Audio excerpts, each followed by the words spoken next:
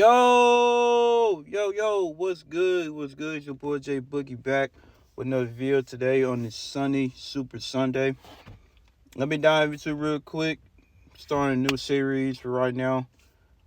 I told y'all I was going to be talking about the playoffs because the playoffs is around the corner. So I'm giving out my predictions for the first round for the Eastern Conference and the Western Conference. And the first two teams I'm going to talk about, since they already established a playoff position, that's the Mavericks versus the Clippers in the first round. And I want to mention the Mavericks. The key players is Luka, Magic, Doncic, Kyrie, Uncle Drew Irving. They're important role players. Tim Hardaway Jr., Dante Exum, PJ Washington, Daniel Gafford, those type of guys.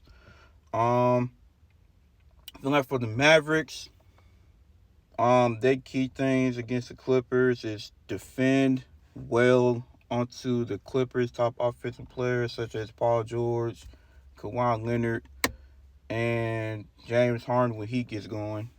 And then I feel like they have to execute ball movement consecutively and knock down threes with floor space. And since they shoot a lot of threes, and I just feel like since the Clippers really don't have an interior presence in the paint on defense, such as like someone to be scared of or whatever, I feel like they would need to attack the rim, attack the weak points, which is the interior.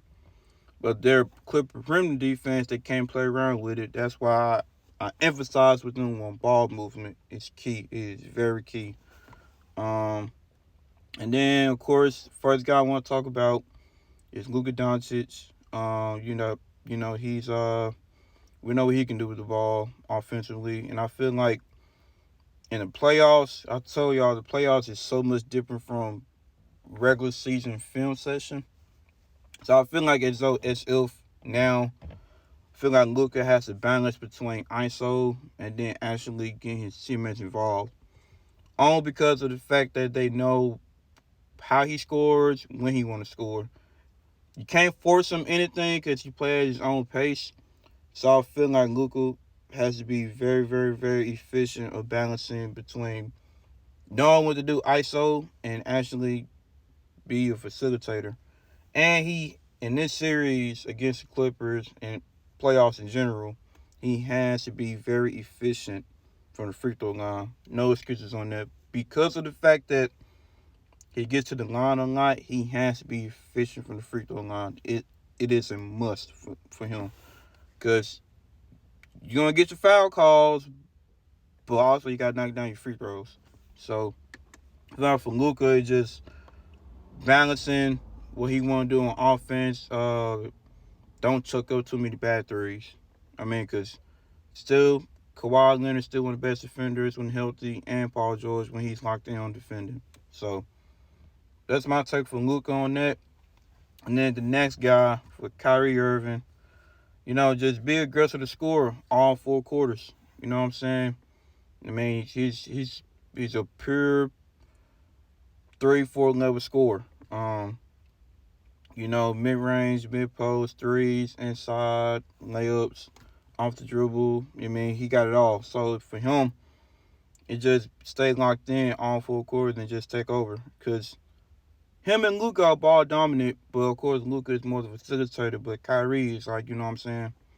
We know what he can do. He's literally one of my favorite players in the league. So I feel like also take smart, efficient shots. Don't try to force too much to exert his energy out. That's what he has to focus on. And I said for the Mavericks, it's pretty much their role players such as like Gafford and Lively, since now they acquired them in the trade. Just be great interior defenders in the paint, blocking shots on the Clippers. Because I feel like the Mavericks got a slight edge on interior defense. And now with the Clippers, of course, their key players, Kawhi Leonard, Paul George, and James Harden, Russell Westbrook.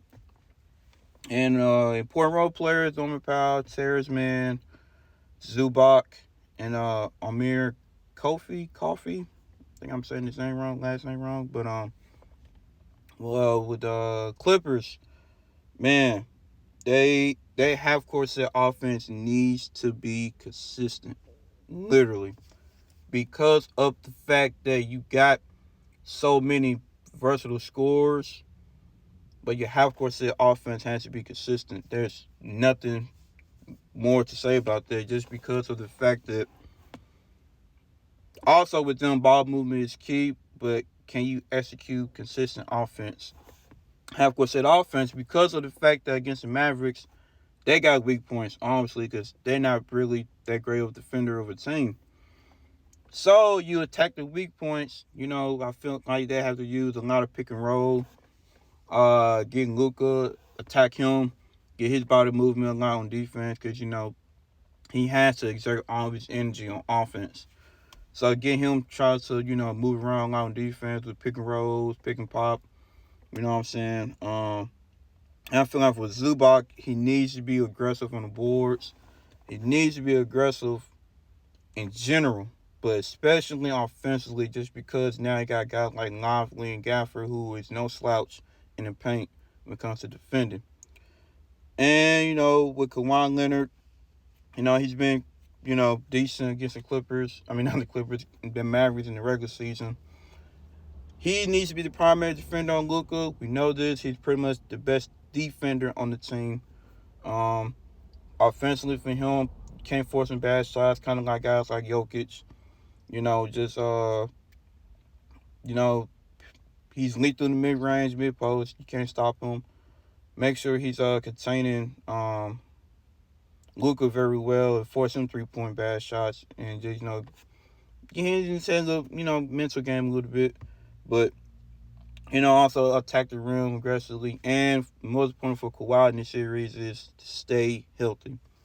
And then Paul George, who has been up and down against the Mavericks this season. He needs to be aggressive in the offensive system. He's a primary, secondary scorer. He got to use he uses smooth ball handling skills off the dribble to score and just be the PG on defense he's known to be, because they're going to need him on both ends, really, especially on defense, helping out Kawhi. So he needs to be locked in on defense, because we all know he still is a good defender. And then for James Harden, if anything, he got to evolve himself in the offense more, take more efficient shot attempts. It's a good thing he's evolved himself to be more facilitator role on his Clippers team, because they don't have a true point guard. And I feel like he can do that with throwing lobs, setting up teammates, pick and roll. He can score off the pick and roll because he still can give you buckets. So you have to respect his scoring ability still. And I feel like if he gets going in the scoring, he doesn't need to stop. He just needs to involve himself in the offense. And then with Westbrook, making impact, pretty much the most important player on the team on both ends. He pretty much the heart and soul of the team. So I feel like, they're going to really need him. Him and Kawhi, to me, are the most two important, just because you got the heart and soul, and then you basically got the best player on the team.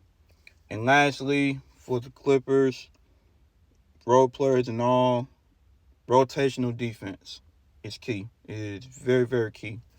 So I feel like I got the Clippers in 7. That's my take. It's my pick, but, could go either way. If you like this video, like, comment, share, subscribe, do whatever. Let's keep this channel going. Love you guys. J Boogie is out.